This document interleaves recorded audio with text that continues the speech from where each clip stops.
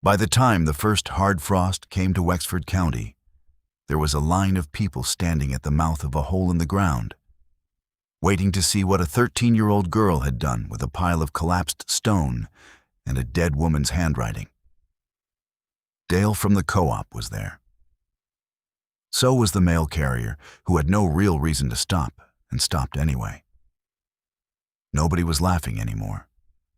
But 3 months earlier, half the county would have told you there was nothing left to save. There was no announcement, no speech, no moment where she declared what she meant to do. There was only the quiet, steady work of doing it. If stories like this one mean something to you, the kind where nobody claps until the very end, subscribe and join us every day. Drop a comment and tell us where you're watching from. Sadie Callahan was 13 years old, and she lived on 60 acres of hill and hollow in Wexford County, Kentucky, on land her family had worked since before anyone alive could remember the reason why. The farmhouse sat white and square at the top of the rise, and behind it, past the smokehouse and the fence line where the goats grazed, the ground dropped into a shallow bowl of earth that nobody had paid attention to in years. Her grandfather, Walter Callahan, was 68. With a gray beard he kept trimmed close and a straw hat he wore from March to November. He remembered his mother going down into that bowl of earth with a basket on her hip. But he'd been a boy then, more interested in the creek than in cellars. And by the time he was grown, the roof had already caved. Eleanor Callahan, his wife, had died 4 winters back. But she hadn't left empty-handed. She'd left a ledger, leather-bound, water-stained at the corners, the kind of book that smelled like a barn even indoors. With a cracked spine that opened naturally to the pages Eleanor had gone back to most.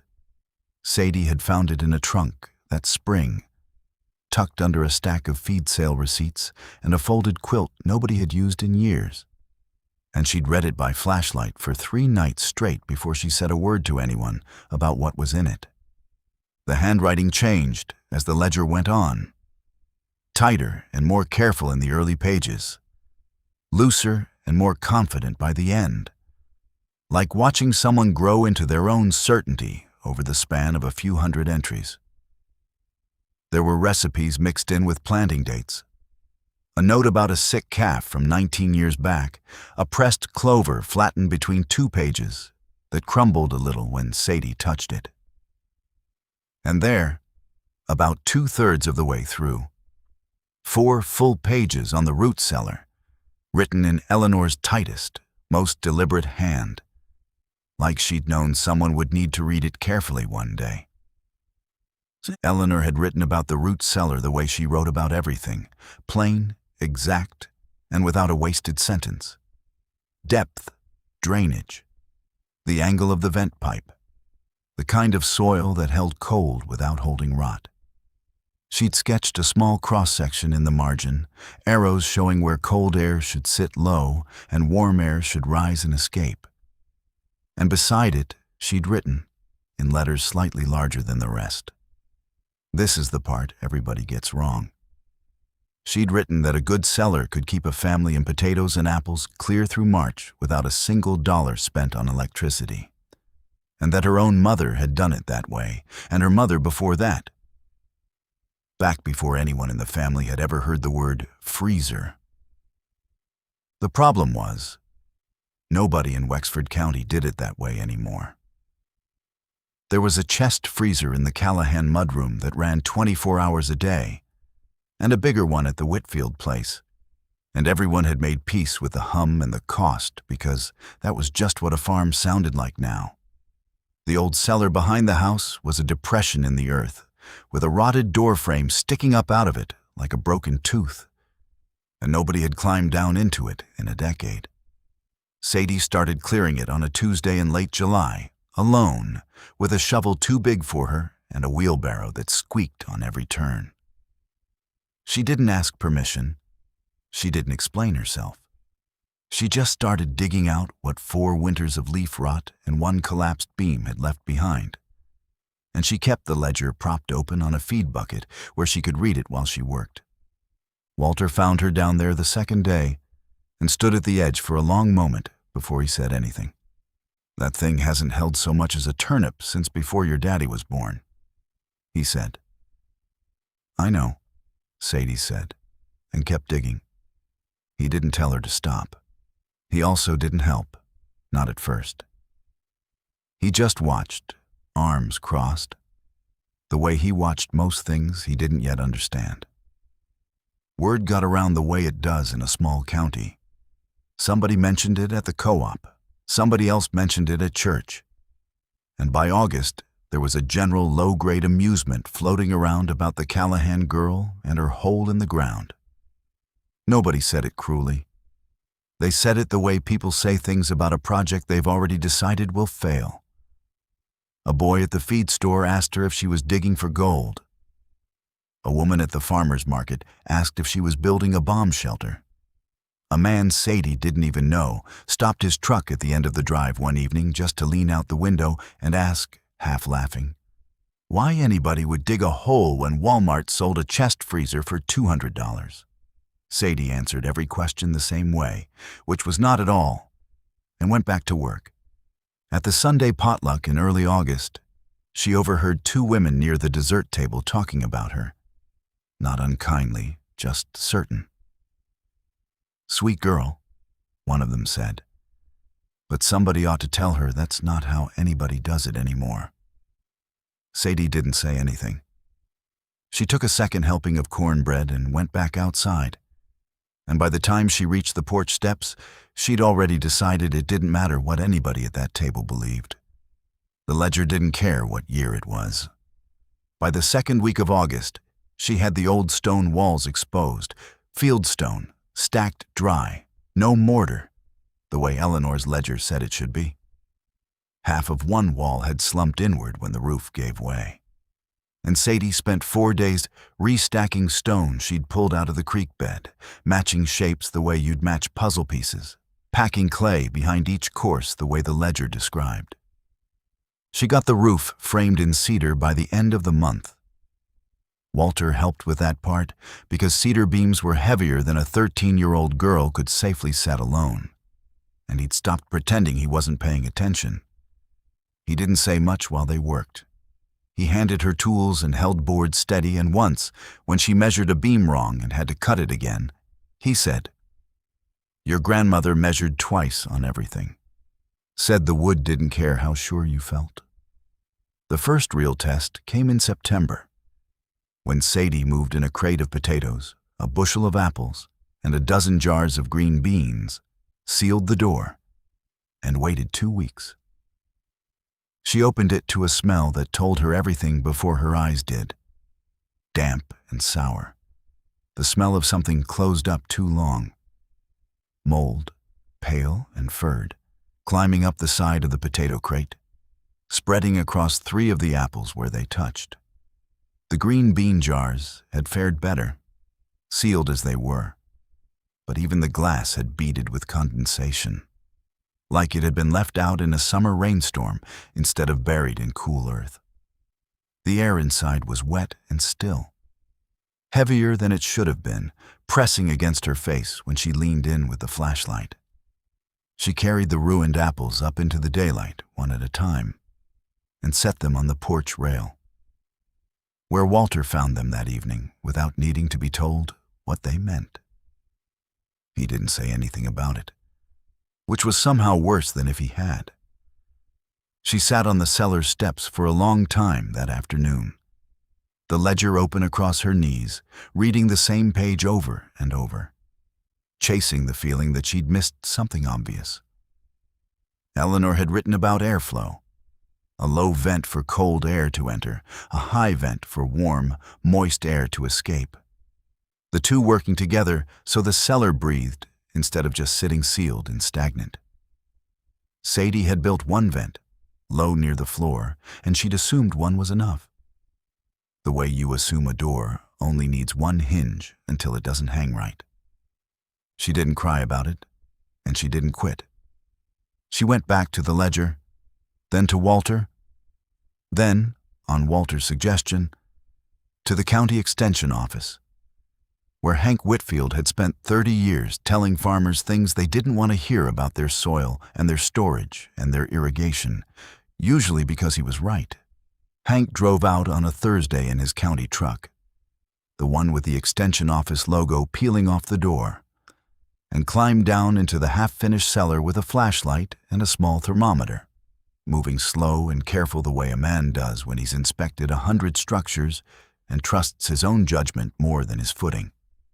He ran a hand along the stacked stone, tested the give of the cedar beams overhead, crouched to study the sand Sadie had spread across the floor. He spent 20 minutes not saying much of anything, which made Sadie more nervous than if he'd criticized her outright.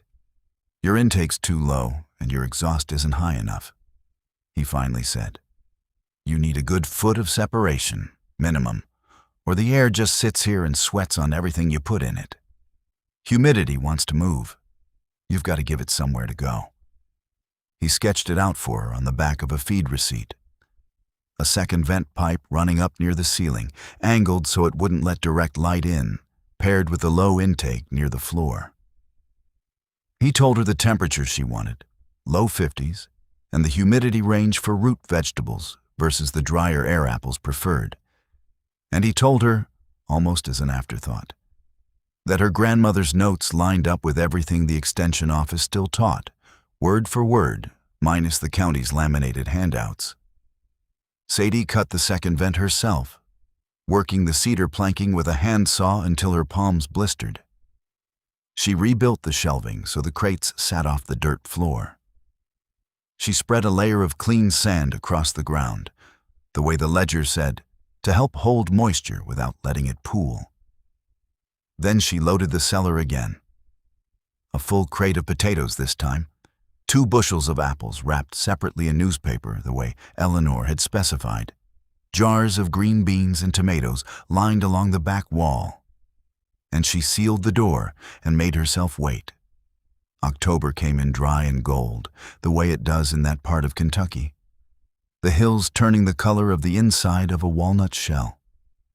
Sadie checked the cellar every few days, opening the door for exactly as long as it took to note the thermometer reading in a fresh page of the ledger, right below her grandmother's handwriting, in her own. By the time the first hard frost hit in early November, the numbers had held steady for 3 straight weeks, 52 degrees, humidity right where Hank said it should sit. No mold, no rot. The apples smelled like apples, and the potatoes were firm enough to ring faintly when she knocked 2 together. That was when people started noticing for real. Dale from the co-op drove past one afternoon and saw Walter loading a crate of cellar-stored potatoes into the truck bed instead of the usual freezer bags, and he stopped to ask about it. And Walter, who had spent 3 months mostly just watching, told him the whole thing, start to finish, without leaving anything out. By the second week of November, there was a small, steady trickle of visitors making their way down the drive to see the Callahan root cellar. Neighbors who'd made the bomb shelter joke came back with real questions about vent placement, standing at the edge of the hole with their hands in their pockets, asking how deep she'd dug and where exactly the second vent tied in. The woman from the potluck who'd said, "That's not how anybody does it anymore," came by with her husband on a Saturday and asked, a little sheepishly, if Sadie would mind showing them the vent angles up close, because they had an old cellar of their own they'd always meant to fix and never had. Hank came out a second time, not to fix anything, but because he wanted to see it holding at 3 months and write it down for his own records. He crouched at the mouth of the cellar with his clipboard, checked the thermometer against his own, and nodded slowly, the way a man nods when a number confirms something he'd hoped was true. He told Sadie that she'd built something better than most of what he saw put in by contractors who charged for the privilege, and that he intended to mention her setup, specifically, the next time the extension office ran a workshop on low-cost food storage. The savings were modest, which was the whole point. Walter ran the numbers on what the family usually spent keeping a second freezer running through the winter, plus what they lost most years to freezer burn and power outages that thawed things they couldn't refreeze. It came out to a little over $300, not a fortune, not a headline, just enough to matter to a family that counted every one of them. On a cold evening in late November, with the cellar full and the first snow threatening the ridgeline, Walter sat on the porch with the ledger open in his lap, the leather worn soft under his thumb, and read a line aloud that Eleanor had copied into the back pages years before. Credited to a farmer and writer named Wendell Berry, a man who'd spent his whole life saying the same true thing in different ways. The soil is the great connector of lives, the source and destination of all. Walter closed the ledger and looked out over the dark shape of the hill where the cellar sat, holding steady under the frost. "She'd have liked watching you figure this out," he said. "Not because you got it right, because you didn't quit when you got it wrong." Sadie didn't have much to say to that. She just sat with him a while, the way you do with someone who understands exactly what a thing cost you. What she'd really dug out of that hillside wasn't just a working root cellar. It was a way of thinking that had nearly gone out of the family for good. Patient, exact, willing to fail twice before it worked. Eleanor's handwriting was still in the ledger, but now there were pages in Sadie's hand too. Notes on vent angles and humidity ranges and the exact week the first frost came, ready for whoever needed them next. If you've got a story about something old that turned out to still work, a method, a tool, a piece of advice nobody wanted to hear at first, leave it in the comments below. We read everyone. And if you want to go deeper into stories like this one, we've put together an ebook waiting for you in the description below. We'll see you tomorrow with another story from Wexford County.